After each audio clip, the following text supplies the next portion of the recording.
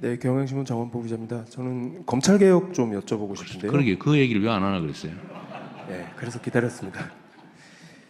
그 공소청법하고 중수청법 이제 정부안이 나왔었는데 대통령께서 지시하시기는 여당에는 숙의를, 정부에는 수령을 지시하셨는데요. 여기 법안 자체에 대한 대통령의 평가에 관해서는 들은 바가 없는 것 같습니다. 그리고 과연 이제 어떤 구조로 어떤 방향으로 검찰 개혁이 이루어져야 된다고 생각하시는지 말씀 듣고 네. 싶습니다. 제가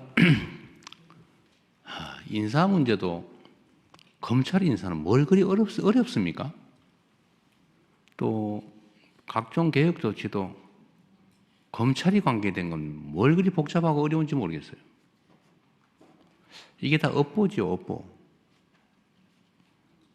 저는 뭐 극단적으로 그런 생각이 들기도 합니다. 검찰이 하도 저지른 업보가 많아가지고 마녀가 된 거 아니냐. 뭐든지 미운 거예요. 뭐든지 믿을 수가 없어요. 제가 어찌 보면 이 마녀 같은 진짜 마녀 말이에요. 가짜 마녀 말고 검찰에 가장 많이 당했다고 생각해요. 제가 기소된 것만 한 20건 되는 것 같아요. 20건. 문제만 되면 증거 뭐 없어서 다 기소해가 너 한번 고생해봐. 그리고 혹시 코드 맞는 판사 있으면 유죄 받아가 너 한번 죽어봐. 제가 2002년부터 시작된 일이죠. 제가 검찰이 관련된 소위 파크뷰 특혜 분양 사건 그 폭로했다가 그때부터 검찰과 야긴이 시작됐습니다. 그 PD가 와가지고 우리 하필이면 그 전에 막 나 검사인데 뭐 이렇게 전화하다가 안 돼가지고 제 사무실에 난 인터뷰하려고 있었는데 그때 마침 콜백이 온 거예요. 그 저끼리 와 나 검사인데 그걸 막 통화한 게 옆에 있네. 이따가 나 오후에 재판 준비를 해야지 나 바빠 죽겠네. 이따 하도 뭘 희한한 나도 모르는 얘기 하고 있길래 가서 나 한번 들어봐서 카메라에 대고 하여튼 뭐 그래서 결론은 검사를 사칭 범죄로 질문을 가르쳐줬다. 검사 이름 가르쳐줬다. 그러니까 너 공범이다.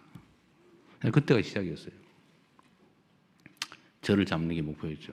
진짜 이 전화하고 나 검사인데 말이야 너 나한테 사실대로 이렇게 봐줄게 뭐 이렇게 전화해가지고 이게 다 불어버린 거죠. 그 시장이. 그 사람은 처벌도 안 됐어요. 나만 처벌됐어. 그게 시작이죠. 파크뷰 특혜 분양 사건에는 검사들이 관련이 있었죠. 대장동. 그 검사들이 해먹은 거 아닙니까? 한 패로. 하여튼 큰 부패 사건에는 검찰이 들어있더라고 보니까 내 경험으로.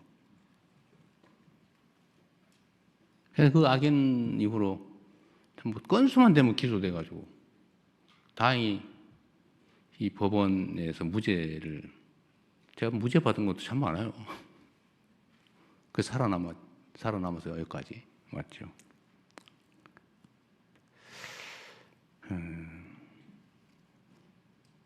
근데 검찰은 첫째 문제는 있는 사건을 덮는다.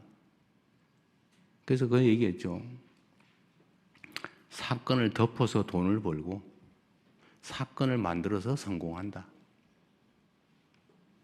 없는 사건 만드는 것도 실력이에요. 막 쥐어짜가지고 뭐 그러다 막 자살하고 죄진 사람 잡아다가 너 거 봐줄 테니까 한번 얘기해봐 이래가지고 조작해가지고 없는 사람 집어넣고 하여튼 덮는 것도 힘이고 만드는 것도 힘이죠. 근데 이걸 너무 많이 해가지고 결국 온 국민들이 의심하고 검사는 아무것도 하지 마.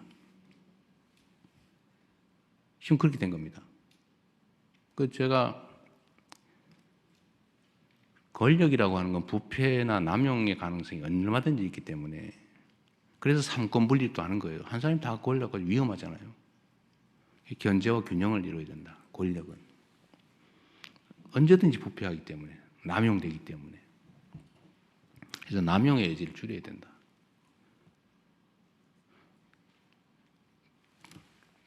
수사와 기소를 분리하자. 분리해야죠. 기소하기 위해서 수사를 하거나 수사를 합리화하기 위해서 기소해가지고 안 되는 거 알면서 가짜 증인 압박해가지고 유죄 만들고 이러면 안 되잖아요. 분리해야지 당연히. 이거는 대원칙이죠. 원래 그렇게 하기로 했으니까. 그런데 그러면 이거를 예를 들면 그런 거예요. 그러면 공소청을 만들면 검찰청이 이제 공소청으로 바꾸기로 했잖아요. 그건 뭐 법률상 가능하니까. 중수청, 공소청. 공소청의 책임자 이름을 명칭은 뭐라고 할 거냐? 공소청장이라고 할 거냐? 검찰총장이라고 할 거냐? 공소청 안에는 검사들이 일하는데. 근데 헌법에 검찰총장이라고 써져 있어요. 헌법에. 검찰총장이 뭐 한다. 검사가 뭘 한다. 이렇게 써져 있어요. 근데 그거를 헌법에 어긋나게 검찰총장이 없애버리면 됩니까?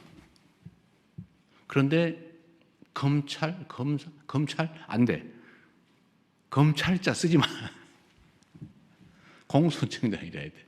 지금 이러고 있잖아요. 못 믿겠으니까. 미우니까. 의심되니까. 그 의심이나 미움이나 이거 다 이해하죠. 그러나 법을 체계를 어길 수는 없다. 예를 들면. 근데 그런 걱정이 있는 거죠. 보완수사이기. 저는 보완수사를 안 하는 게 맞다고 생각해요. 그러나 예외적으로 필요한 경우가 있어요. 공소시효가 이틀밖에 안 남았는데, 예를 들면 송치가 왔어요. 이틀밖에 안 남았어. 간단하게 어디 물어보면 돼. 예를 들면. 그런데 이거를 보완수사가 전면 금지가 되면 경찰로 다시 보내고 가는데 이틀, 오는데 이틀 하고 끝나버려요. 예를 들면 이런 경우 어떻게 할 거예요?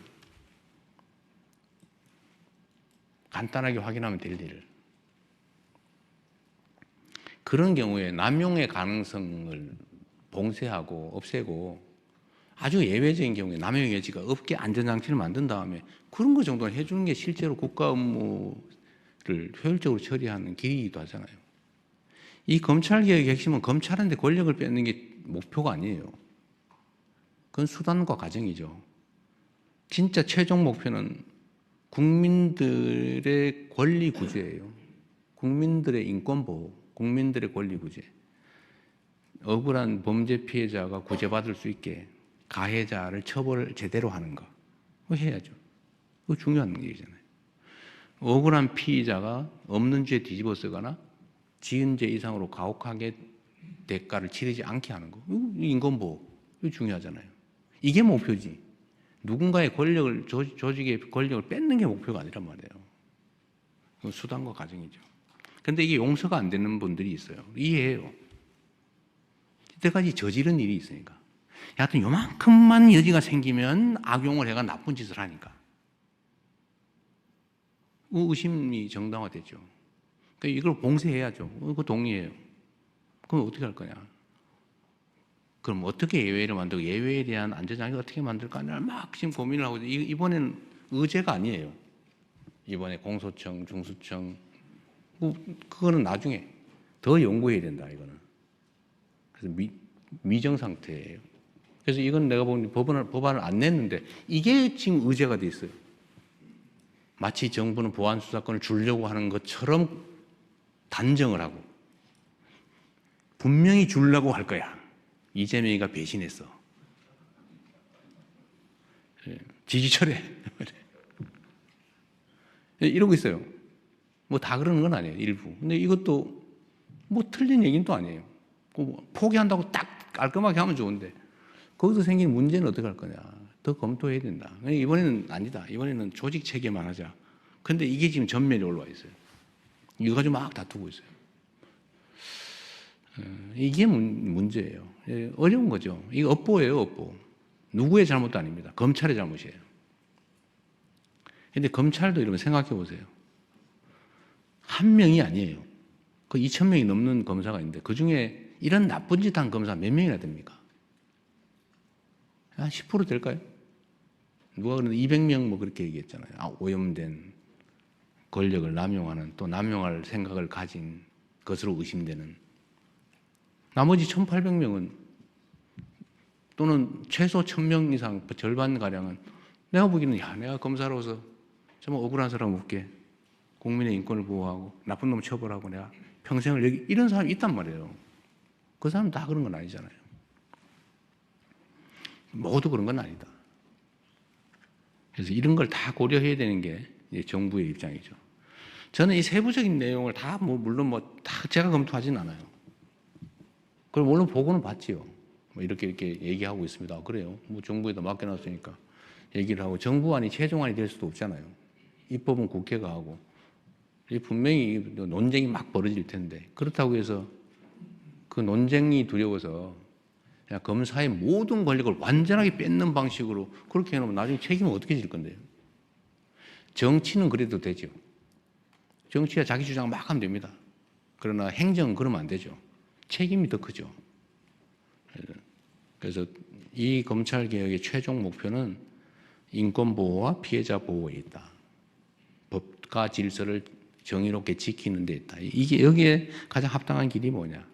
남용의 가능성을 봉쇄해야 된다. 오케이. 그러나 효율성이 제거돼서도 안 된다.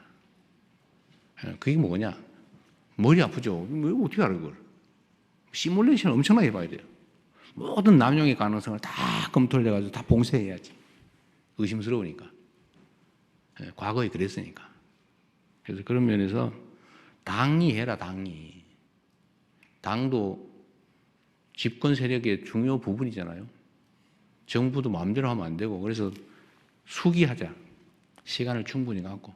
대신에 감정적으로 하지 말자. 또 감정적으로 하는 분도 이해를 해줘야죠. 내가 당한 게 얼만데. 나라 망할 뻔했다. 이재명 죽을 뻔했다. 저 죽을 뻔했잖아요. 수없이 있었던 온갖 그 계기 중에 단 한 개라도 어그러졌으면 저는 죽었겠죠. 구속영장이 발부됐거나 유죄 판결이 났거나 아니면은 뭐 법정 측면에서 본다면 또는 또 고등법원에서 신속하게 선고해가 대법원에 넘겨서 확 기각해버리거나 이틀 만에 이틀 만에 파기환송도 하는데 하루 만에 기각은 못 하겠어요? 고등법원에서 판결 그냥 그 당일 선고해버리고 대법원에 하루 만에 넘겨서 그날 선고해버리면 끝이지 뭐 어떡할 건데. 그러려고 했던 거 아니겠어요? 그러나 어쨌든 국민들의 힘으로 살아남았죠. 근데 그 과정을 겪은 이 검찰이나 아니면 이 잘못된 사법제도에 대해서 피해 입은 국민들이 가진 그 엄청난 불신과 그 어쩌면 증오, 그것도 이해를 해야죠. 그런 것도 다 해소해 나가야 된다. 그리고 사법에 대해서도 내가 얘기 나왔으니까 말씀드리는데 저는 불이익을 받은 것도 있고 혜택을 본 것도 있지만 혜택 본 게 훨씬 많아요. 여하튼 결론적으로는 전에 2018년에 4건으로 기소됐다가 잠깐의 우여곡절이 있었지만 결국 법원이 다 무죄 선고해서 살아남았잖아요. 그리고 법원은 그 후에 전 정권에서 벌어진 일도 보면 여튼 위증교사도 저는 참 기가 찰 일인데 그 무죄 선고 났잖아요. 선거법도 우여곡절이 있었지만 항소심에 무죄 났잖아요.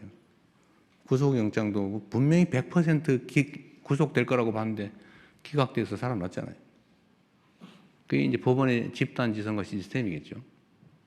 물론 불이익도 보기도 하지만 그런 점에서 보면 이게 구성원 모두가 그러는 것도 아니에요. 문제점이 있는 걸 제거하면 되는 거죠. 구조적으로 모두가 오염돼서 다 망한 건 아니에요. 검찰도 마찬가지다. 경찰도 마찬가지다.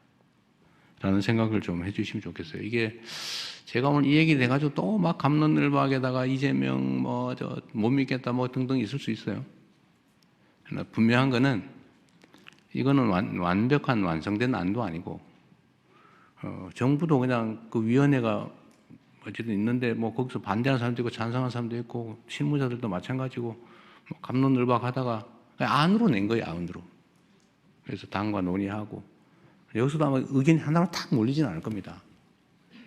국민들께도 열어놓고 국민들도 토론하시고 그래서 정말 효율적이고 남용 가능성이 없고 인권 보호와 피해자 구호에 도움이 되는 법과 정의와 질서를 유지하는 데 가장 도움되는 효율적이지만 정의로운 남용 가능성이 없는 안전한 검찰 수사제도, 기소제도를 만들자. 말이 좀 길었는데 일이 복잡한 만큼 말이 길었으니 이해 부탁드립니다. 네.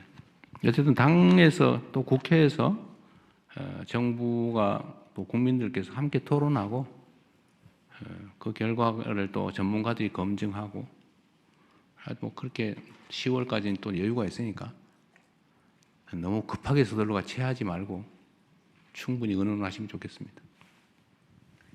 네. 이번에는 대통령께서 혹시 한번 네. 지목해 주시면. 아니 난 뭐 내가 하면 편파적이라 할 것 같아요. 네. 그러면 저기 황영기 기자님, 홍영희 기자님, 네. 네, 안녕하세요. 저 YTN 홍민기 기자입니다. 한일 관계에 대해서 좀 질문을 드리고 싶은데요. 취임 이후에 일본까지 셔틀 외교는 어느 정도 궤도에 올랐다고 보이는 것 같습니다. 이번 회담에서 이제 과거사 문제로 조세희 턴강 문제 언급하신 것도 좀 인상 깊었는데요. 이제 접근하기 쉬운 과거사 문제부터 좀 풀어보겠다는 의도로 읽혔습니다. 네, 그렇다면 일본군 위안부나 강제징용 피해자 배상 문제 또 독도 문제 같은 상대적으로 좀 복잡한 과거사 문제에 대해서는 지금 논의가 오가고 있는 게 있는지 혹은 어떻게 접근하실지 말씀 부탁드립니다. 개인 간 관계도 좋아하는 점, 싫어하는 점 있죠. 애인 사이에서도 싫은 점 있잖아요. 아유, 저건 정말 고쳤으면 좋겠는데 가끔씩 그게 너무 드러나서 싸움하기도 하고 헤어지기도 하고. 근데 사람 관계도 그런 것처럼 국가 간 관계는 더 복잡하고 다면적이고 다층적이죠. 좋은 점도 있고 나쁜 점도 있고 협력해야 될 점도 있고 규명해야 될 점도 있고 싸워야 될 점도 있고 또 같이 웃어야 될 점도 있고 그렇죠. 근데 하여튼 한일 관계든 뭐 한중 관계든 뭐 어떤 관계든 간에 좋은 측면들을 잘 키워가고 유익한 점들을 더 확대 발전시키고 좀 부정적인 측면, 좀 어려운 측면들은 잘 관리하는 게 중요합니다. 어느 한쪽에 매달려가지고 다른 쪽을 희생시킬 필요는 없죠. 근데 정치를 하다 보면 그런 유혹이 많아져요. 저는 그러면 안 된다고 생각해요. 더군다나 저는 더 이상 선거가 없는 사람이잖아요. 그리고 국민을 또 국익을 대표해야 되는 사람이기 때문에 어떤 게 가장 대한민국 국익에 부합한가, 대한민국 국민의 삶에 더 도움되느냐를 따져봐야죠. 독도 문제, 위안부, 강제징용 뭐 다 중요하죠. 과거사 문제, 영토 문제. 그러다 그걸 전면에 내세워서 싸우자고 가면 아마 국내 여론 결집에 도움이 될지도 모르겠어요.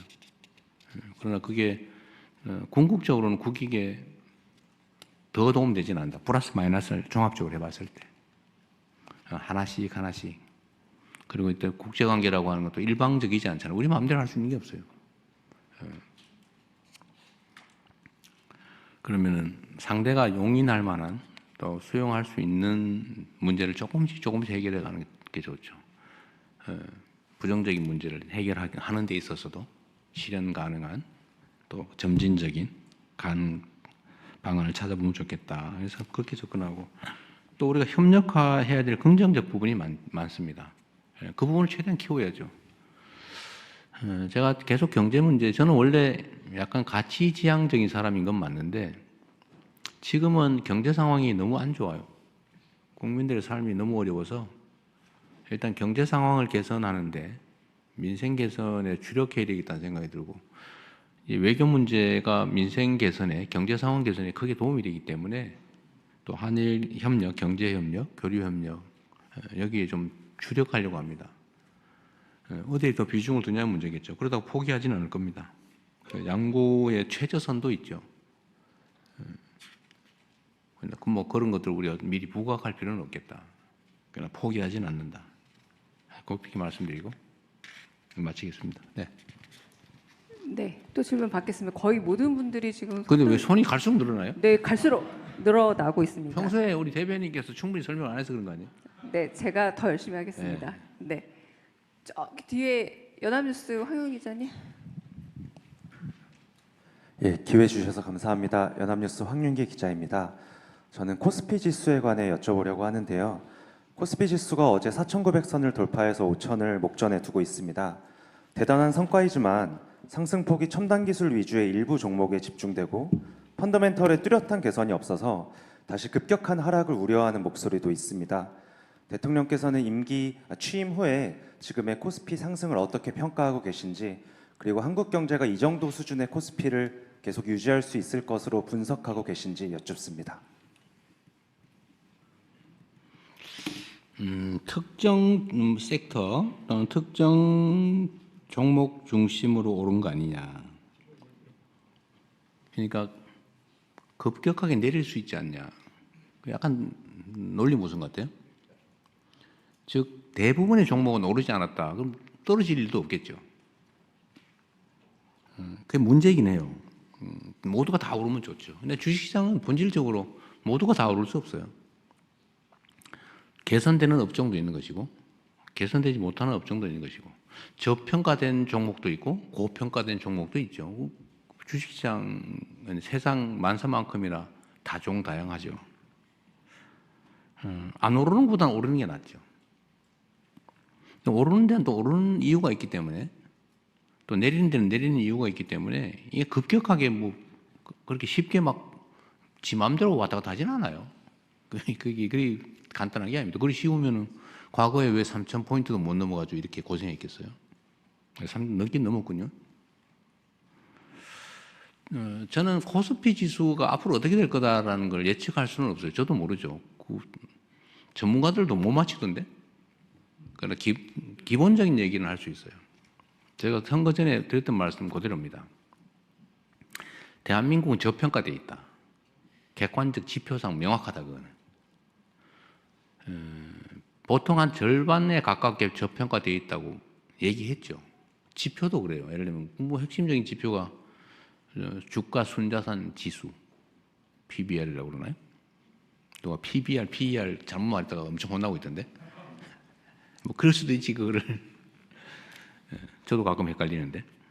현재는 주가 순이익 지수 PER 이게 엄청 낮잖아요. 대만보다 낮단 말이에요. 저개발 국가보다 낮아요. 대한민국이니까. 왜? 대한민국이니까. 그 핵심 이유가 뭐냐? 제가 그거는 제 나름대로 분석한 이유는 몇 개가 있죠. 첫째, 한반도의 평화 리스크. 저기서 막 총알이 왔다 갔다 하고 막 맨날 전쟁할 듯 하는데 그게 한국 주식 살 거예요. 대만 주식 살 거예요. 대만도 중국이 뭐 침공을 한 해 만에 그러긴 하지만 우리보단 덜하다. 뭐 차라리 뭐 일본 거 사죠. 예를 들면 미국 거 사지. 이 평화 리스크. 두 번째로는 저 한국 주식은 못 믿겠더라. 경영 리스크, 지배구조 리스크. 갑자기 떼가지고 분리 상장해가지고 자기들이 다 먹어보고 알맹이를 쏙 빼가더라. 내가 분명히 송아지 밴 암소를 샀는데 송아지가 주인이 남이요. 이 화 나요 안 나요? 그 송아지 소를 왜 삽니까? 안 샀죠. 경영 리스크, 시장 리스크. 이 맨날 주가 조작하고 있어요. 믿을 수가 없어요. 그리고 이제 대한민국 경제가 어디로 갈지 몰라요. 정치 리스크죠. 이게 뭐, 나라가 어디로 갈지를 아무도 모르고 뭐 왕좌왕하는 것 같아요. 이 네 가지 때문에 저평가되고 있는데 요거를 해서 해결하면 개선되잖아요.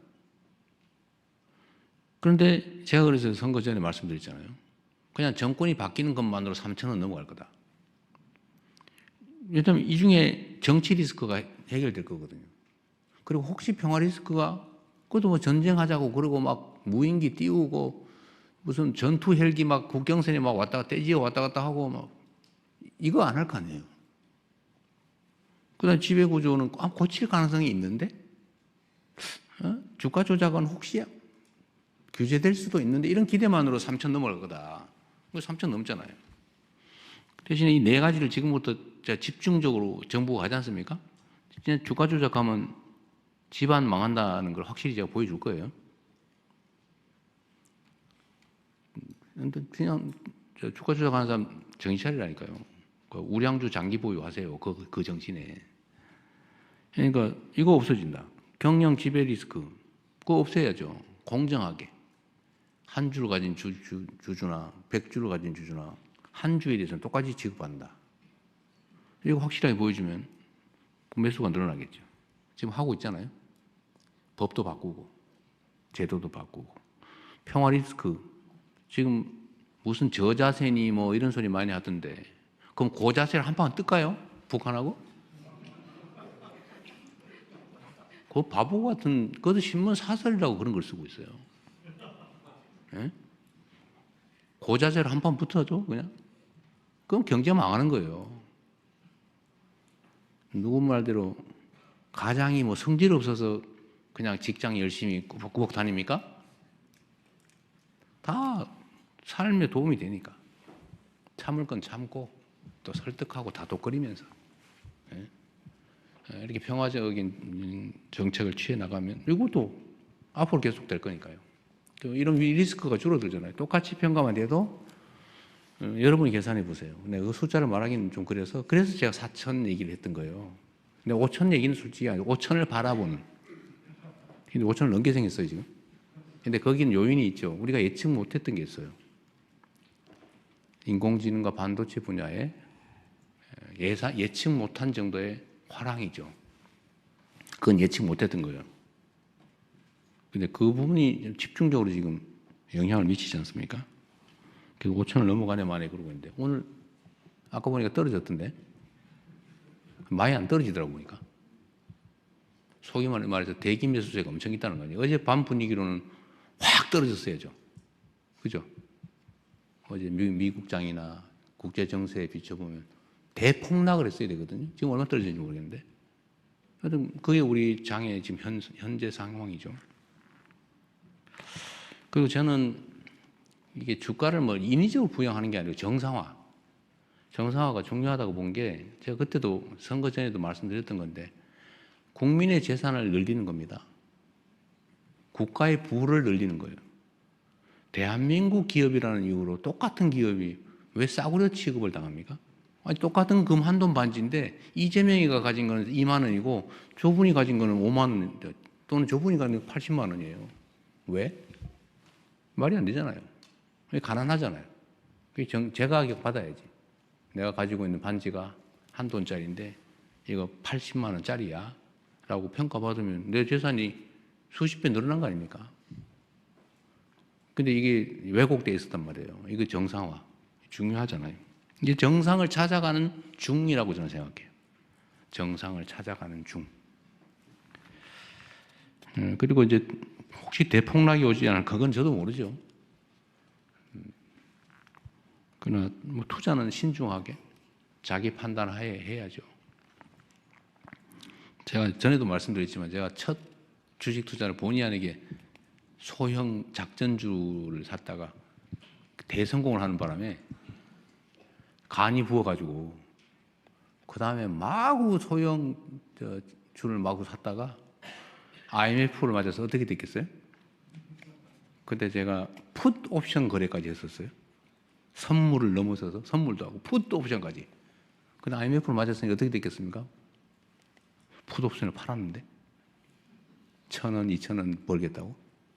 완전히 막 엉망진창이 돼서 전 재산을 날렸는데 그 다음부터 교과서대로 해서 본전 사였다고 했잖아요.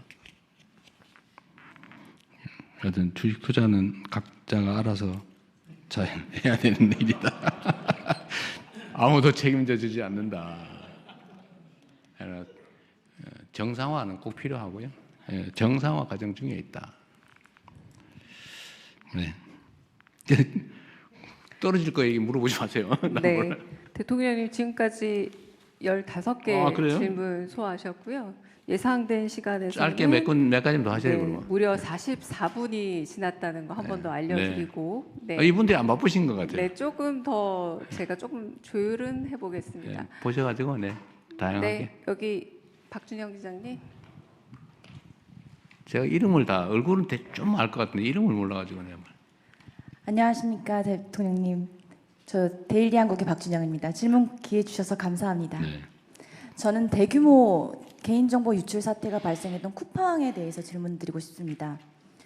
아시다시피 쿠팡은 한국에서 매출의 90% 이상을 올리면서도 미국 기업임을 내세우면서 미 의회를 상대로 로비를 벌이고 있습니다. 네. 쿠팡을 포함해 글로벌 플랫폼 기업이 국내 규제를 회피하려고 할 때 대통령께서는 통상 마찰과 경제 주권 수호 사이에서 어떤 식으로 대응하실지 궁금합니다. 뭐 글로벌 기업이든지 국내 소기업이든지 관계없이 법과 원칙에 따라서 상식적으로 대처하도록 할 겁니다. 그다음에 국제 규범이라고 하는 것도 있기 때문에 글로벌 기업 규제 문제는 뭐 유럽의 사례들도 꽤 있어서 우리가 그에 맞춰서 상식적으로 또 대한민국 주권 국가라고 하는 그 점도 고려해서 정당하게 처리하면 된다고 생각합니다. 네, 죄송합니다. 마지막 질문 받아도 될까요? 네. 한국일보 이성태 기자님 마지막 질문 받겠습니다. 네.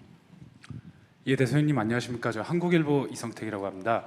저는 그 정치 관련해서 대야 관계 관련해서는 여쭙고 싶습니다. 이제 그 장동혁 국민의힘 대표가 이제 특검을 수용 요구를 하면서 단식 7일차에 접어들었는데요.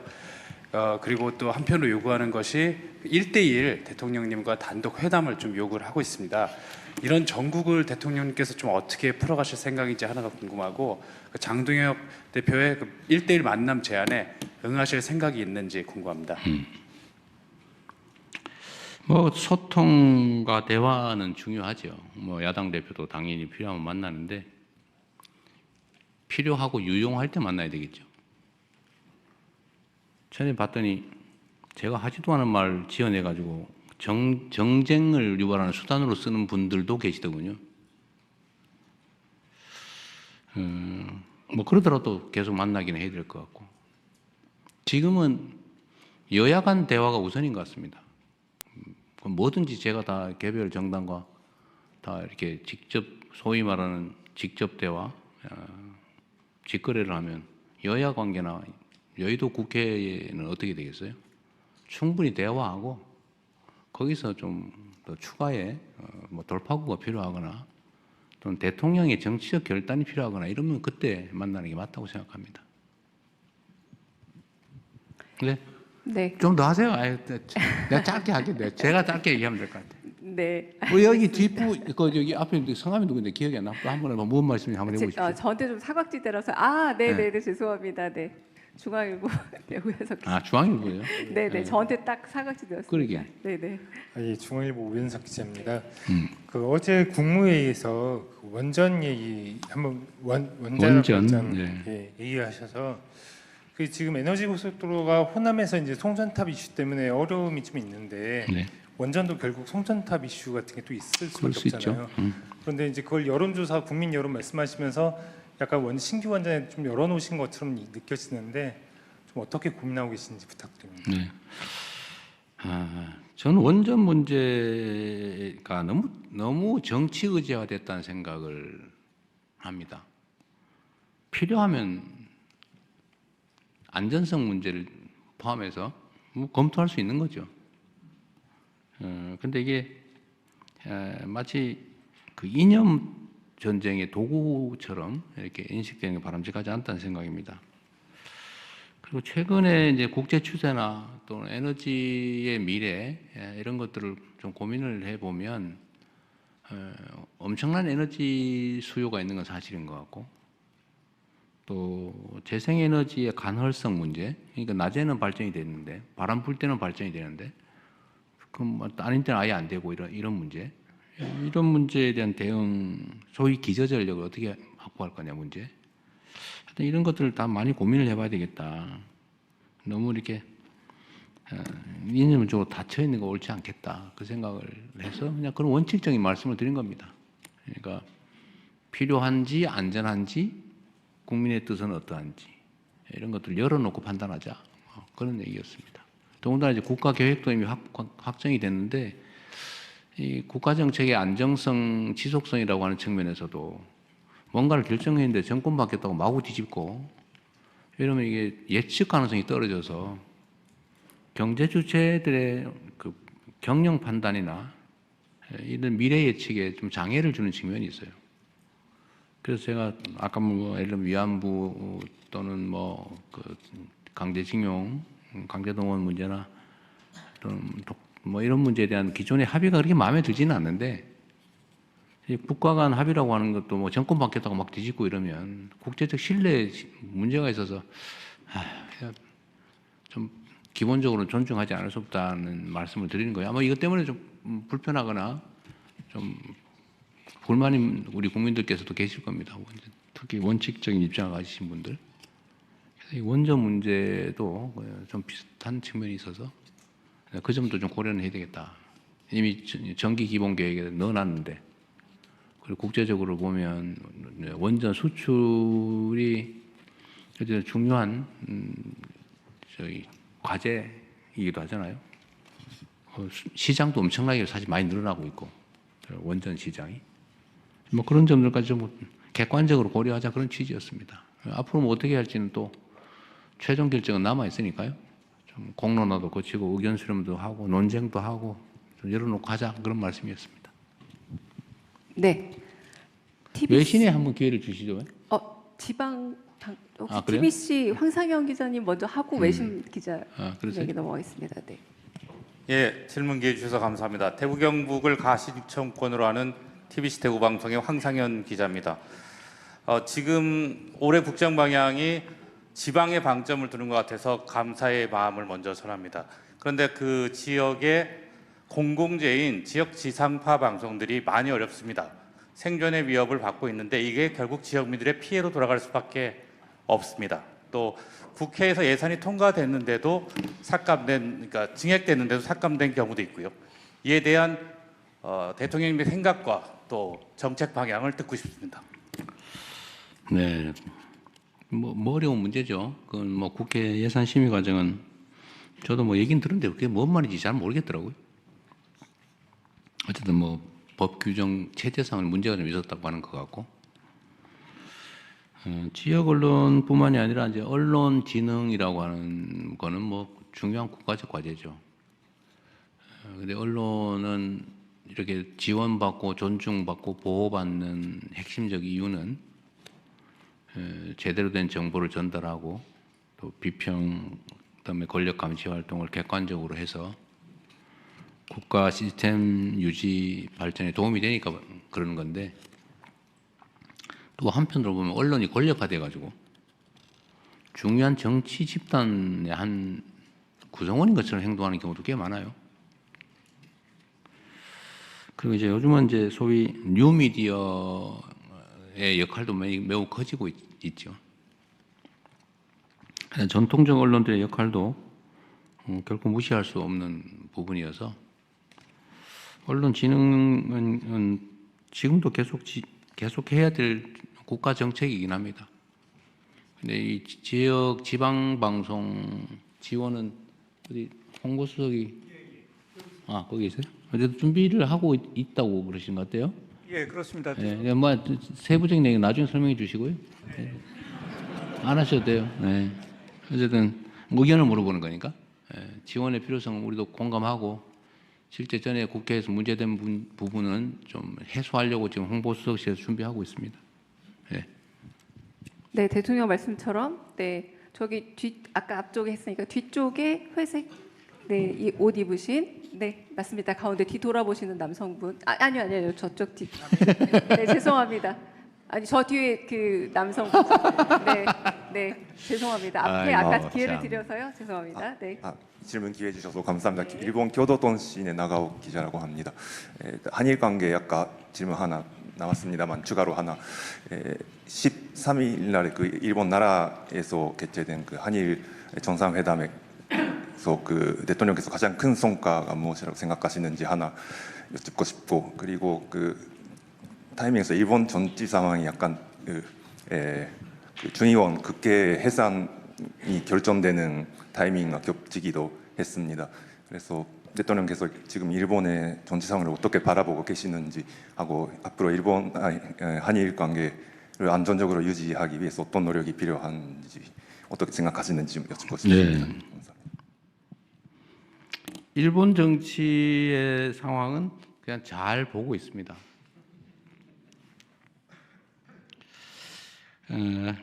이번 한일 정상회담의 성과라고 한다면 정상 간 신뢰 강화, 그리고 한일 국민들 간의 공감도의 제고, 이런 게 큰 성과가 아닌가 싶어요. 정상회담이 예를 들면 신뢰를 축적하거나 이런 데 좀 실패하면 양국 간 국민들의 감정도 나빠져요. 물론 그게 또 교류와 협력에도 악영향을 미치죠. 근데 이번에 한일 정상회담에서는 다카이치 총리께서 각별한 배려를 해주신 덕에 한일 관계는 정서적으로도 매우 많이 좋아졌다고 판단이 되고, 또 실질적인 영역에서도 많이 개선될 여지들을 우리가 만들어냈다라고 생각됩니다.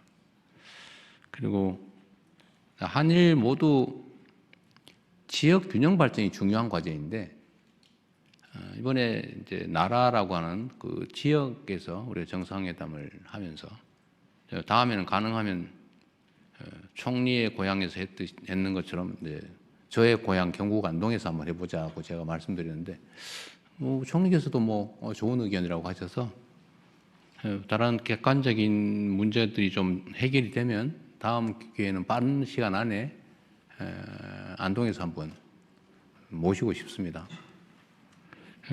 한일 관계라고 하는 게 어려움이 많고 또 부침도 많지만 그런 것들을 슬기롭게 잘 이겨내고 정치인 개인 또는 정치 집단의 이익을 넘어서서 국가의 이익, 그리고 더 크게는 동북아시아의 평화와 안정이라고 하는 정말 거대한 이익을 위해서 함께 협력하는 게 중요한데, 그런 결정적 계기가 마련됐다고 생각됩니다. 앞으로 한일 관계는 사실 이게 약간 불안정한 측면이 있어요. 왜냐하면 아주 근본적인 과거사 문제나 또는 지정학적인 문제, 이런 것들이 있기 때문에 이걸 정말 잘 관리해야 됩니다. 또 서로 배려해야 합니다. 배려하고 그걸 통해서 서로 이 어려운 국제 환경 속에서 서로에게 이익되는, 모두에게 도움되는 길을 함께 찾아가면 좋겠습니다. 네, 무려 1시간을 이제 도과하기 직전입니다. 네네. 네. 마지막 질문을 받겠습니다. 네. 그러면 그냥 제 눈에 띄는 분으로, 네, 여기 외치인이라서 죄송합니다. 제 석관으로 가겠습니다. 문화일보 김대영 기자님. 네. 문화일보 김대영 기자입니다. 우상호 전 수석이랑 이제 김병옥 전 비서관 등을 필두로 해서 지방선거 출마하려 그러는 청와대 참모진들 이탈이 시작됐습니다.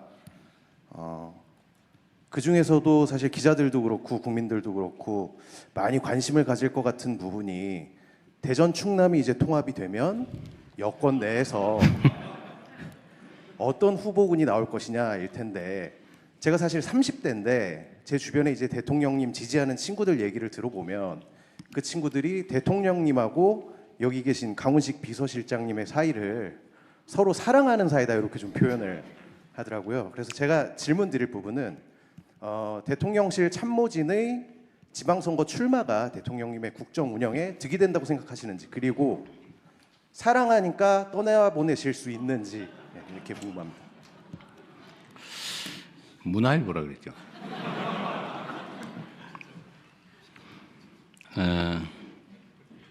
저는 제 아내를 사랑합니다.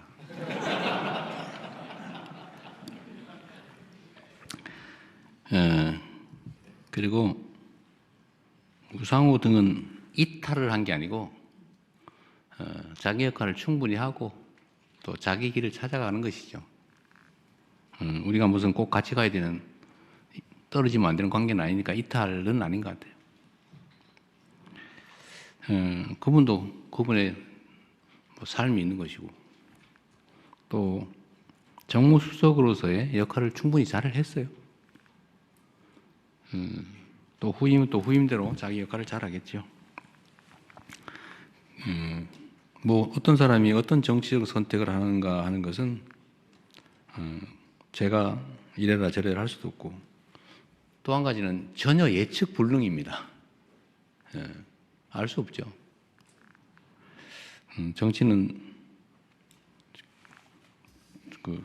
뭐 살아있는 뭐라고 그러던데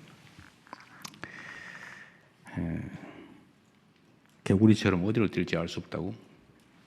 상황은 어떻게 될지 알 수 없죠.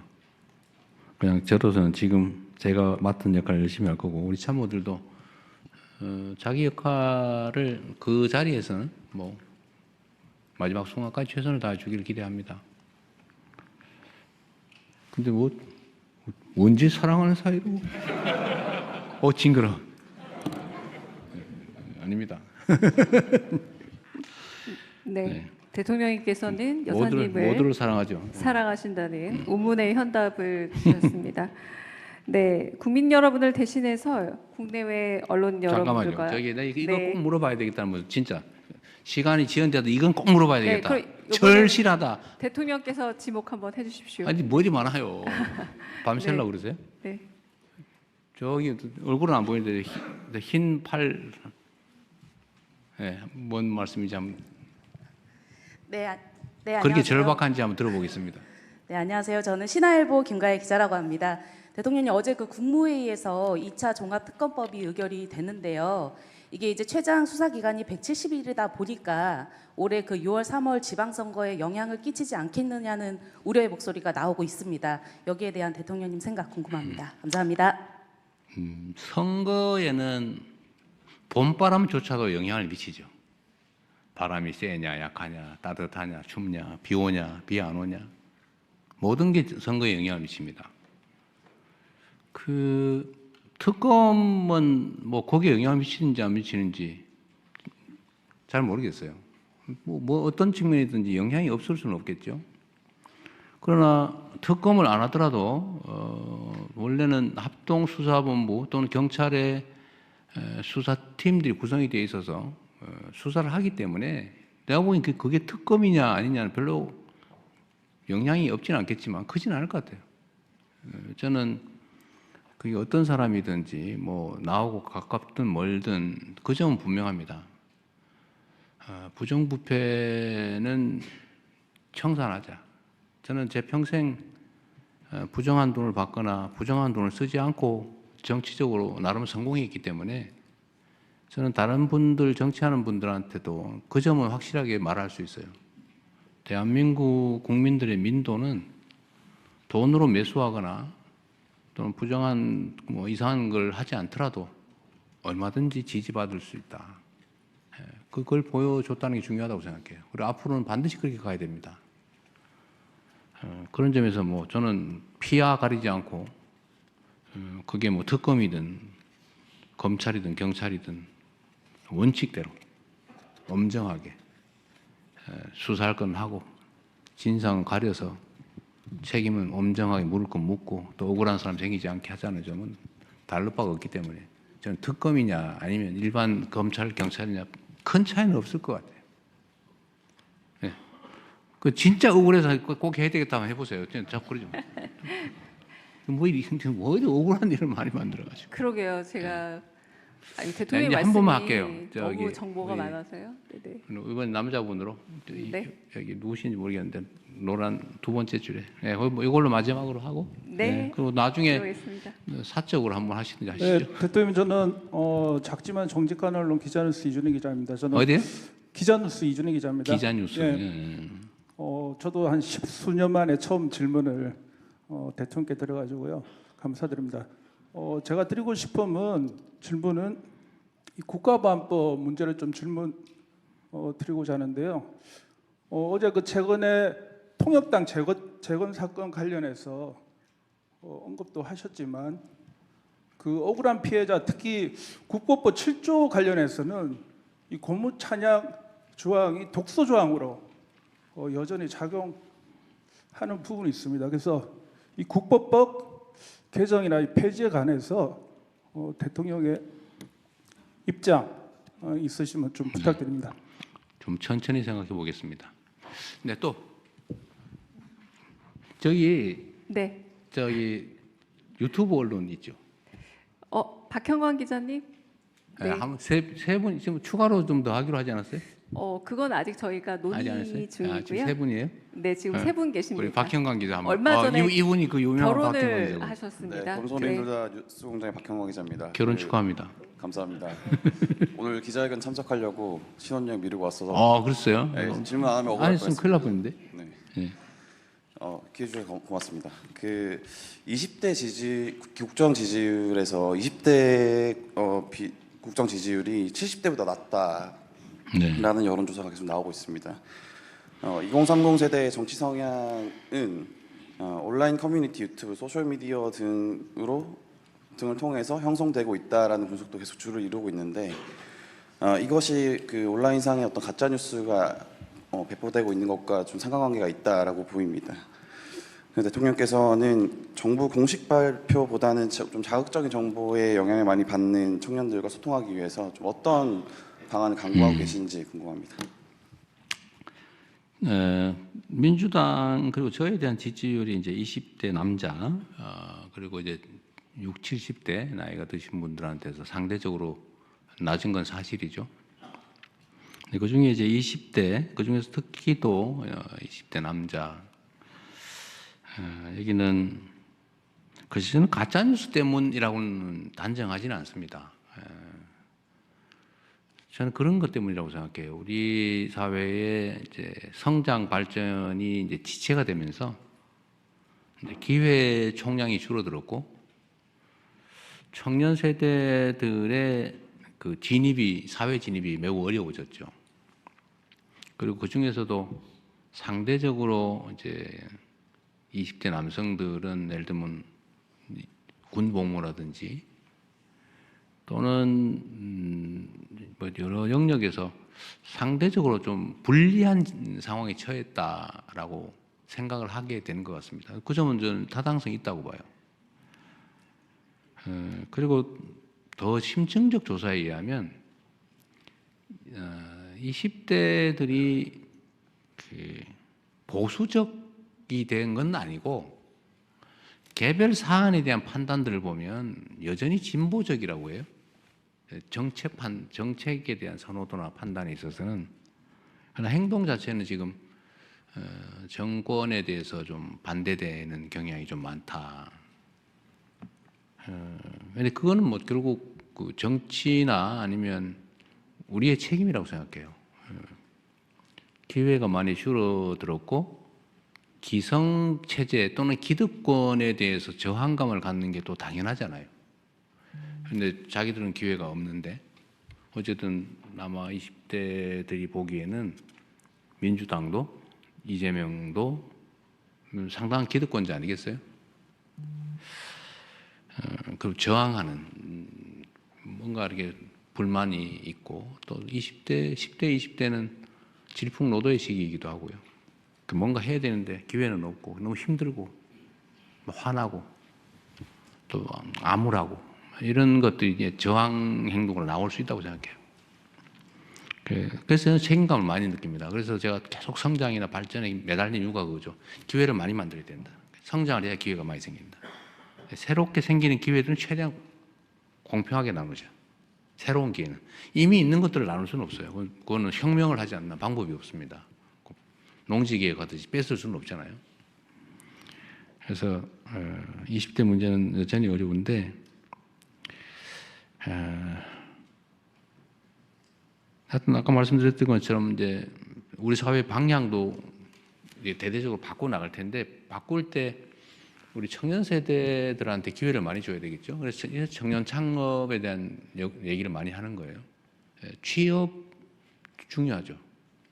그러나 창업도 새로운 길이다. 또 한 가지는 지금 중소기업 스타트업에 기반한 성장 이 얘기를 하는 이유도 지금 반도체 회사들은 작년의 성과에 따른 올해 상여금 이것만 몇 억씩이라고 해요. 얼마 전에 저 대학 입시가 있었는데 뭐 어떤 이유인지 정확하지는 않지만 지방 대학들의 지원율이 확 올랐어요. 또 의대는 떨어지고 공대는 확 올랐어요. 이게 좀 어떤 현상을 말할까? 저는 이제 우리 사회가 좀 방향 전환을 하는데 이제 약간의 이제 성과 신호라고 생각해요. 지방에서도 예를 들면 뭐 과학기술 분야 이런 데는 뭐 경쟁률이 엄청나요. 부산의 해양수산 관련된 학과들도 엄청나게 그 선호도가 올라갔다고 합니다. 네, 이런 이제 방향 전환이 조금 도움이 되고 중소기업이나 벤처기업의 예를 들면 대기업과의 이 격차 이런 것도 줄여 나가야 되고 또 정규직과 비정규직, 여성과 남성, 뭐 중소기업과 대기업과 이런 격차들도 어쨌든 정책적으로 최대한 줄여 나가려고 해요. 지금 중소기업에 소액 임금 받고는 차라리 실업자를 하지 안 하겠다 이게 많다고 하더라고요. 그러면 예를 들면 처우도 개선하고 희망도 만들고 회사도 성장 발전할 수 있어서 내 이 회사에서 일하더라도 내 인생도 필 수 있어. 이 회사가 성장 발전하면 나도 성장 발전할 수 있어. 이렇게 믿어지는 사회라 해야 되잖아요. 그런 사회를 우리가 만들어 가야 되겠죠. 결국 정책적인 노력이 성과를 내야 이 문제도 해결이 되지 않을까. 단순히 뭐 설명하고 뭐 가짜 뉴스 단속하고 뭐 또 해야죠. 또 해야 되겠지만 더 근본적인 거는 더 좋은 기회를 더 많이 만들어내는 거. 그게 길이라고 생각합니다. 여기까지만 하고 이제 그만해야 될 것 같아요. 제가 나중에 억울하신 분은 별도의 기회를 갖도록 노력해 보겠습니다. 네, 감사합니다. 국민 여러분을 대신해 국내외 언론인 여러분들과 소통하며 지난 7개월 돌아보고 2026년 이재명 정부가 이를 대전환의 길을 보여드리는 소중한 시간 이제 마무리하겠습니다. 끝으로 갈수록 점점 더 재밌어져서 좀 끝내기 아쉬워졌던 것 같습니다. 네. 그럼 대통령께서 먼저 자리를 떠나겠습니다. 네. 하여튼 여러분들 이렇게 긴 시간 함께해 주셔서 감사드리고요. 여러분들의 질문이 곧 우리 국민들께서 가지시는 의문이거나 질문일 텐데 하여튼 최선을 다해서 좀 많이 말씀드리려고 했지만 그러지 못했는 것 같습니다. 가능하면 자주 뵙도록 할게요. 사실 저는 자주 하고 싶은데 우리 참모들이 뭘 그렇게 자주 하냐고 그래서 실수할까 봐 그러겠죠. 오늘도 아마 제가 얘기한 것 중에 꼬투리 잡혀가지고 어디 사설에 나올지도 모르죠. 그런 위험을 감수하고서라도 자주 뵙도록 노력하겠습니다. 그리고 다행히 한 7개월 이렇게 지났는데 나라가 조금씩 정상화되는 성과가 있는 것 같습니다. 혼란들이 많이 정리된 것 같고 또 기대도 조금씩은 살아나는 것 같아요. 그런 걸 보면서 많이 보람을 느끼고 또 제가 국가 공직자의 한 시간은 5,200만 시간의 가치가 있다. 계속 제가 강요들이나 공무원들한테도 많이 말씀드립니다. 공직자가 어떻게 행동하느냐에 따라서 그 나라의 운명이 결정됩니다. 가진 시간을 또 주어진 권한을 귀하게 여기고 또 앞으로도 최선을 다하겠다는 말씀을 드립니다. 새해 복 많이 받으십시오. 고맙습니다.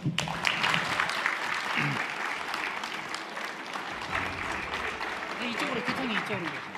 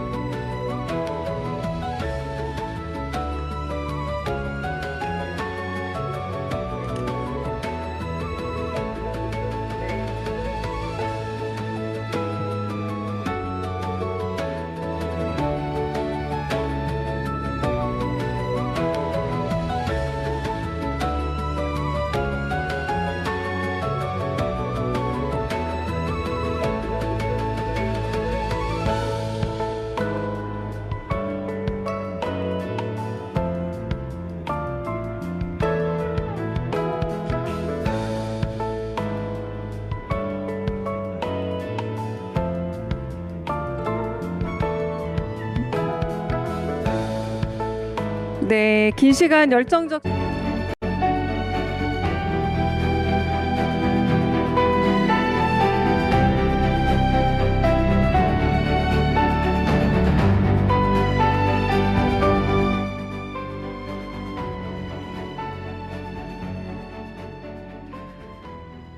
안녕하십니까. 오늘 이 자리에 참석한 국내외 언론인 여러분, 생중계로 함께하고 계신 국민 여러분과 재외 동포 여러분, 저는 진행을 맡은 청와대 대변인 강유정입니다.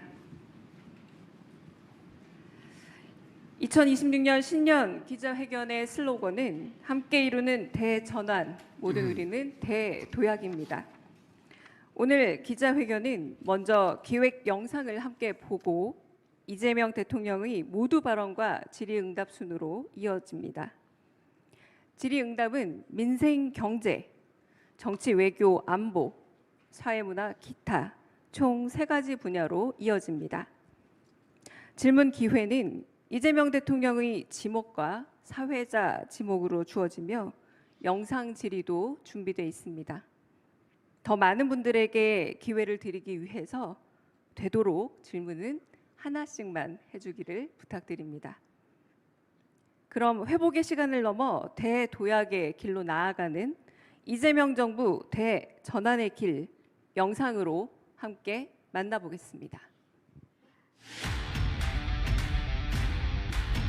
불사년은 우리 모두에게 걱정과 불안을 이겨낸 회복과 정상화의 시간이었습니다. 이재명 정부 출범 이후 취임 12일 만에 G7 정상회의에 한국의 복귀를 국제사회에 알리는 우리나라의 수출이 7천억 달러를 돌파하면서 코스피가 사상 최고치 랠리를 한국 경제가 1.3%로 15분기 만에 소비자 심리지수가 8년 만에 최고치를 기록했습니다.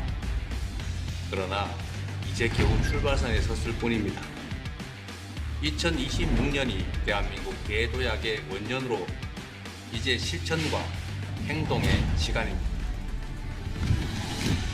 기회와 성장의 과실을 고루 나누는 모두의 성장으로 대전환하겠습니다.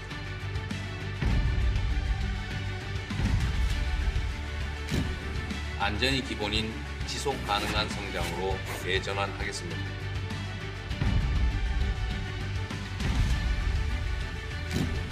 문화가 이끄는 매력적인 성장으로 대전환하겠습니다.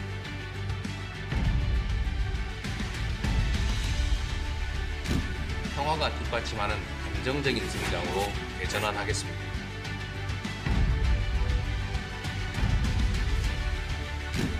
수도권 중심 성장에서 지방 주도 성장으로 대전환하겠습니다.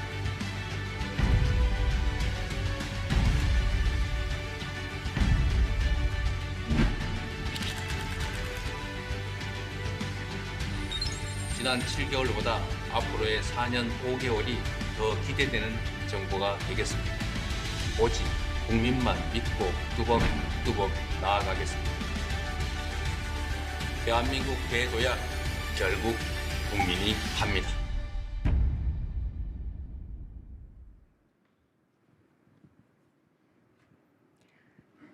이재명 정부가 실행할 5가지 대전환의 길을 국민 여러분이 현장에서 체감할 수 있게 흔들림 없이 추진해 나가겠습니다. 다음은 이재명 대통령의 모두 발언이 있겠습니다. 네, 여러분 반갑습니다. 원래 저런 영상이 끝나면 박수도 치고 그러는 건데 박수 쳤다 이거 혹시 뭔 소리 들을까 싶어서 조심스러우시죠? 좀 딱딱한 분위기이긴 한데 제가 미리 드릴 말씀을 먼저 좀 드리겠습니다. 그리고 기자회견 하면은 자꾸 질문도 끊어지고 질문 이거 해야 되는데 못해서 나중에 아쉽다 그러는 분들이 계신 것 같아서 가능하면은 많은 분들이 질문을 할 수 있게 저희가 하려고 합니다. 그런데 이게 또 한편으로 보면 제가 뭐 경찰서 잡혀가서 취조 당하는 건 아니어서 저도 이제 국민께 드리고 싶은 말씀을 또 드려야 되기 때문에 제 말이 좀 길어지는 경우도 있어서 아마 언론인 여러분께서는 약간의 불만이 있을 수도 있습니다. 그래서 타협책으로 오늘 90분 예정이 돼 있지만 여러분이 원하시면 시간은 충분히 가지고 밤새 하기는 좀 그러겠지만 여러분 기사 마감 시간에 불편하지 않은 범위 내에서 충분히 질의응답 시간을 갖도록 하겠습니다. 존경하고 사랑하는 국민 여러분, 세계 질서가 거대한 전환의 소용돌이를 겪고 있는 지금 전 세계가 대한민국을 바라보고 있습니다. 지난해 외교 무대에서 각국 정상들을 만나며 또 올해 중국과 일본을 연달아 방문하며 절실하게 실감하고 있습니다. 대한민국을 향한 국제사회의 관심과 기대는 우리가 무엇을 상상하든 그 이상입니다.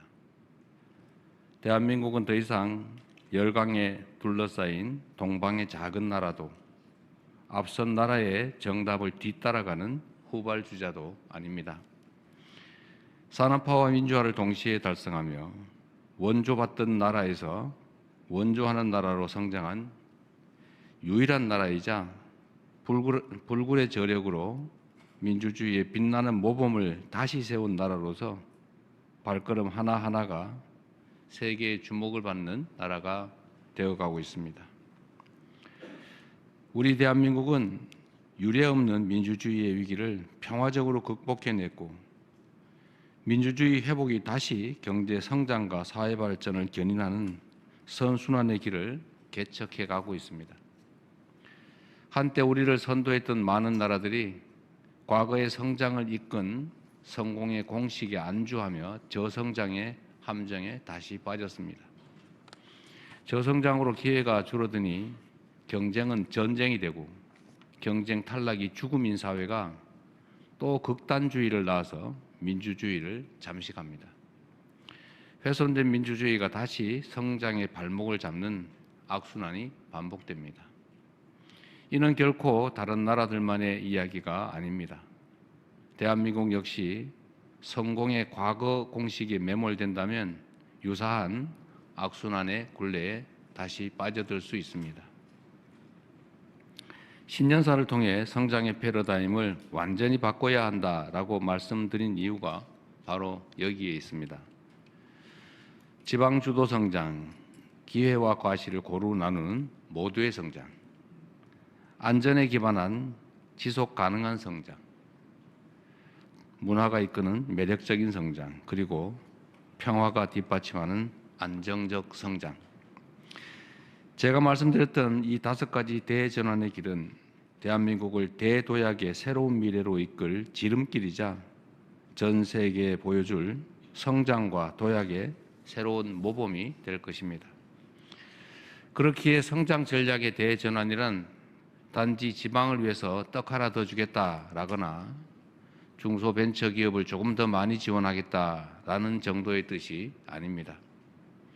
국정 운영의 순위를 하나부터 10까지 모두 재조정하고 정부가 지닌 자원과 역량을 완전히 재배치하여 대한민국의 성장 지도를 다시 그려내겠다는 야심찬 시도입니다. 그래서 몇 가지 말씀을 다시 드리겠습니다. 첫째, 지방 주도 성장으로의 대전환은 이미 시작되었습니다. 각각의 지역이 대한민국의 성장을 주도하기 위해서는 그에 걸맞는 규모를 갖춰야 합니다. 현재 추진 중인 대전 충남과 광주 전남의 광역 통합은 지방 주도 성장의 상징적 출발점이자 반드시 성공시켜야 할 국가의 생존 전략입니다. 이 자리에서 분명히 약속드립니다. 정치적 유불리에 따라 광역 통합의 방향이 흔들리는 일은 결코 없을 것입니다. 서로 다른 의견이 있다면 치열한 토론으로 합리적 대안을 찾아내고 또 이를 위한 행정, 재정, 제도적 지원을 끝까지 책임질 것입니다. 광역 통합을 발판 삼아 수도권 1극 체제였던 대한민국의 국토는 지방 주도 성장을 이끌 5극 3특 체제로 새롭게 재편될 것입니다. 수도권에서 멀수록 더 두텁게 지원한다는 대원칙은 정부의 모든 정책을 통해 구현될 것입니다. 두 번째로 기회와 과실을 고루 나누는 모두의 성장으로 한쪽만 급격히 성장하고 다른 쪽은 침체되는 K자형 성장을 극복해 나갈 것입니다. 이 막중한 과제를 해결할 주역은 끊임없는 혁신으로 새로운 성장 동력을 만들어낼 스타트업, 벤처 기업들입니다. 이미 대한민국 기업들은 미국 CES에서 혁신상을 휩쓸 정도로 충분한 저력을 가지고 있습니다. 청년 기업인과 창업가들이 자유롭게 도전하고 마음껏 혁신의 길을 개척할 수 있도록 스타트업 벤처 열풍 시대를 만들어 함께 구체적인 정책들을 챙겨 나가겠습니다. 김대중 정부가 만든 벤처 열풍이 IT 강국으로의 도약을 이끌었듯이 국민 주권 정부가 만들 창업 스타트업 열풍은 대한민국 경제의 체질을 바꿀 구조적 전환점이 될 것입니다. 창업 스타트업 열풍은 일자리 대책인 동시에 청년 대책이기도 합니다. 지역의 문화와 자원을 활용한 로컬 창업이 균형 발전 전략으로, 그리고 미래 인재를 양성할 테크 창업이 국가 성장 전략으로 거듭날 수 있도록 정부의 역량을 집중할 것입니다. 셋째, 안전에 기반한 지속 가능한 성장은 국정의 핵심 원칙으로 더욱 확고하게 자리 잡을 것입니다. 근로감독관 3,500명 증원, 그리고 일터 지킴이 신설처럼 안전한 작업 환경과 생명 존중이 뿌리내릴 조치들을 확고히 시행해 나가겠습니다. 제도 내에서 할 수 있는 조치를 최대치로 이행하고 필요하면 관련 법 제도를 고치고 또 새로 마련하겠습니다. 생명 경시에 따른 비용과 대가를 지금보다 훨씬 비싸게 치르는 구조를 만들어낸다면 산재 사고가 감소하는 실질적 변화를 이끌어낼 수 있을 것입니다. 넷째, 문화가 이끄는 매력적인 성장으로 새로운 성장 동력을 키우고 외교의 지평을 넓히며 국가 경쟁력까지 높이겠습니다. 세계인을 웃고 올리는 K컬처는 더 이상 문화적 현상에 머무르지 않습니다. 자국 우선주의가 극에 달한 무한 경쟁 시대, 인류 보편의 공감이 가능하다는 점을 입증하며 세계를 다시 하나로 연결하고 있기 때문입니다. 올해 9조 6천억까지 문화 예산이 대폭 늘어났지만 아직 문화 선진국이라 말하기에는 많이 부족합니다. 문화에 대한 지원과 투자를 미래 먹거리를 키우고 국가 브랜드까지 높이는 핵심 성장 전략으로 삼겠습니다. 다섯 번째, 평화가 뒷받침하는 안정적 성장을 통해 우리 경제가 한 단계 더 도약할 수 있도록 평화 공존과 공동 성장의 미래를 향해 흔들림 없이 나아가겠습니다. 우선 페이스메이커로서 북미 대화가 가급적 조기에 성사될 수 있도록 외교적 노력을 다하고 남북 대화도 재개될 수 있는 여건을 차근차근 조금씩이나마 지속적으로 만들어 가겠습니다. 남북 간 우발 충돌을 방지하고 정치 군사적 신뢰를 구축하기 위해 9.19 군사 합의를 복원해 나가겠습니다. 아울러 평화가 남북 모두에게 이익이 되는 창의적 해법들을 지속적으로 모색하겠습니다. 이 날선 냉랭함이 한 번에 녹지는 않겠지만 북측의 호응을 이끌어내고 한반도의 긴장 완화를 이룰 실현 가능한 조치를 일관되게 지속적으로 추진해 가겠습니다. 굳건한 한미동맹과 강력한 자주국방, 국익 중심 실용 외교를 토대로 한반도 평화를 증진하고 핵 없는 한반도를 향해 의미 있는 발걸음을 계속 내딛겠습니다. 사랑하는 국민 여러분, 이제 국력을 키워야 합니다. 앞서 말씀드린 5가지 대전환을 성공적으로 이뤄낸다면 우리 대한민국은 세계의 미래를 선도할 강국으로 성큼 성장해 있을 것입니다. 굴곡진 대한민국 역사에서 국력의 원천은 언제나 국민이었습니다. 의견이 다르더라도 원칙과 방향이 정해지면 끝내 어떤 위기든 극복해냈던 우리 국민의 이 위대한 통합된 힘이야말로 대한민국의 오늘을 만들어낸 국력의 원천입니다. 국민주권정부 제1의 국정운영 원칙은 오직 국민의 삶입니다. 탈이념, 탈진영, 탈정쟁의 현실적 실용주의가 우리의 방향입니다. 국민의 삶을 저해하는 반칙과 특권, 불공정은 아무리 사소해 보이는 것들이라도 반드시 바로 잡을 것입니다.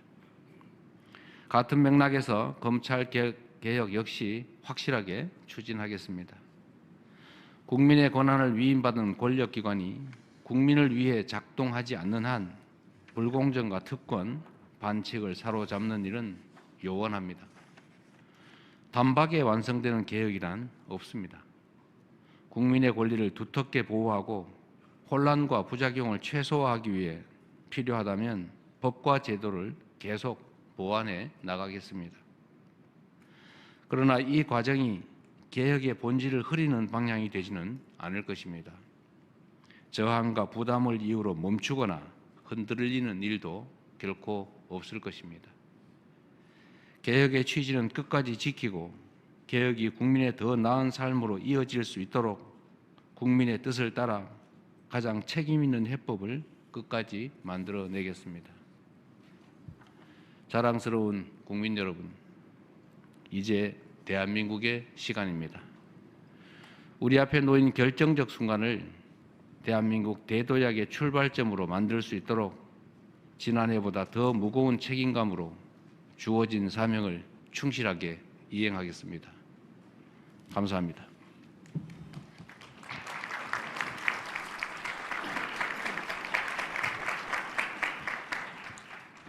말씀 고맙습니다. 지금부터 질의응답 시간 갖겠습니다. 첫 번째로 민생, 경제 분야입니다. 제가 먼저 두 분 지목 드리겠습니다. 질문하실 분은 손을 들어주시면 감사하겠습니다. 네. 첫 번째 질문이다 보니까 거의 모든 분들이 손을 들어주셔서 제가 좀 마음이 무거운데요. 네, 그냥 제 눈에 띄는 분에게 아무나 하세요. 네, 제 눈에 띄는 분에게 질문 드리겠습니다. 네, 송정호 기자님. 제가 첫 번째 질문자가 될 거라고 생각을 못하고 손을 들었는데 첫 번째 질문자가 되고 보니까 급격하게 긴장이 됩니다. 서울경제 송정호 기자입니다. 사실 환율 문제를 질문을 드리고 싶은데 오늘 아침 방금 1,480원이 넘었습니다. 이 1,500원까지 올라갈 거라는 지적들이 나오고 있는데 환율 문제를 해결하기 위해서 대통령께서 가지고 계신 특단의 대책 이런 것들이 있을지 궁금합니다. 네. 특별한 대책이 있으면 이미 했겠죠. 정부가 할 수 있는 또 유용한 많은 정책들을 시행하고 있습니다. 물론 시장은 언제나 여러분이 아시는 것처럼 수요와 공급에 따라서 결정되죠. 역대 최대의 수출 실적 7천억 불을 달성했고 무역 수지 흑자도 계속되고 있고 또 성장도 회복되고 있는데 환율이 작년 윤석열 정권 당시 그때에 지금 다다르고 있습니다. 일부에서는 뉴노멀이라고 하죠. 그리고 지금 원화 환율은 N 환율에 연동되는 측면이 있습니다. N 달러 환율에. 근데 일본에 비하면 우리는 평가절하가 좀 덜 된 편이에요. 거기가 지금 기준으로 하면 일본 기준에 우리가 그대로 맞추면 아마 한 1,600원 정도 돼야 되는데 N의 달러 연동에 비하면 좀 그래도 잘 견디고 있는 편이다 이렇게 봐주시면 될 것 같습니다. 관련 책임 당국에 의하면 한두 달 정도 지나면 1,400원 전후로 떨어질 거다라고 이렇게 예측들을 하고 있습니다. 이게 이제 여러 가지 불리한 측면도 있고 또 수출 기업들에게는 유리한 측면도 있는데 어쨌든 대한민국만의 독특한 현상은 아니어서 우리 대한민국만의 정책으로 쉽게 이걸 원상으로 되돌리기는 어려운 상황으로 판단이 됩니다. 지속적으로 가능한 수단들을 발굴해내고 또 환율이 안정될 수 있도록 노력해 나가겠습니다. 네, 다음. 네, 저기 뒤에 심원기 기자님. 네, 대통령님 뉴스원 심원기 기자입니다. 누구시라고요? 뉴스원 심원기 기자입니다. 아, 네. 네. 저는 국민 관심이 높은 주거 문제와 관련해서 여쭙고 싶은데요. 정부가 지난해 2차례 대책을 내놨지만 서울을 중심으로 집값은 좀처럼 안정되지 않고 있는 듯합니다.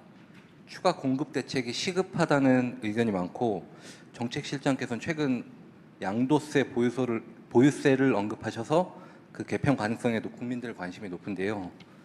대통령님께서는 그동안 시장의 자율성을 강조하며 인위적 개입은 지양해야 한다는 지론을 밝혀오셨지만 서민 집값 안정을 위해선 정부의 직접적 개입이 불가피한 것 아니냐, 필요하다는 의견도 상당히 고심이 크실 것 같습니다.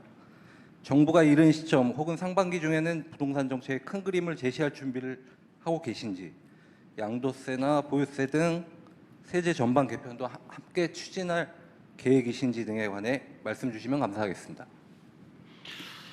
네, 대한민국의 집값 수준은 일본의 잃어버린 30년이 문제됐을 그 시점의 상황을 향해서 계속 치닫고 있습니다. 아마 아시겠지만 평균적인 노동자들이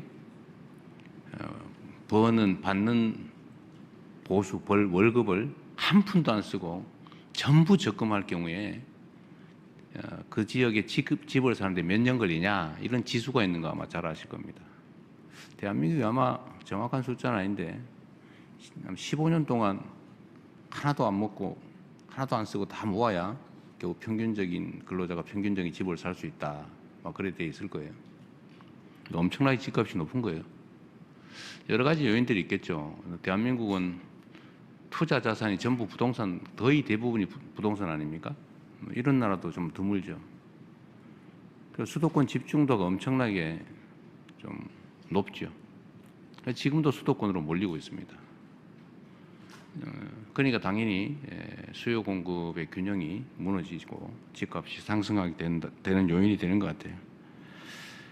아주 근본적인 대책은 수도권 집중을 완화하는 것하고 자산 배분에서 부동산 보유 비중을 줄이는 것이라고 생각됩니다. 그래서 근본적인 정책 방향을 우리는 이제 금융의 생산적 금융으로의 전환, 돈만 있으면 무조건 집을 또는 땅을 건물을 사려고 하는